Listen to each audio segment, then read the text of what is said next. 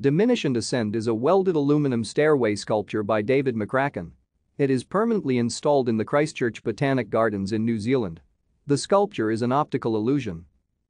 In 2013, the sculpture was first displayed in Bondi Beach, Australia at the Sculpture by the Sea event. It was then moved to Waiheke Island in New Zealand. In 2016 it was moved to the Christchurch Botanic Gardens in New Zealand. The cost of the sculpture was NZ $192,000. The cost of the sculpture was funded with a grant from the Friends of the Botanic Gardens and sponsorship from Christchurch City Council Art and Public Spaces Fund. The NZ $700 per month cost of maintenance for the sculpture is covered by the Christchurch City Council. New Zealand artist David McCracken designed the sculpture to be constructed from welded aluminum. The dimensions of the structure are 12 meters x 1.45 meters x 3.8 meters. It is installed in Christchurch Botanic Gardens in Kiosk Lake. It is a stairway sculpture which is meant to be an optical illusion. Thank you for watching.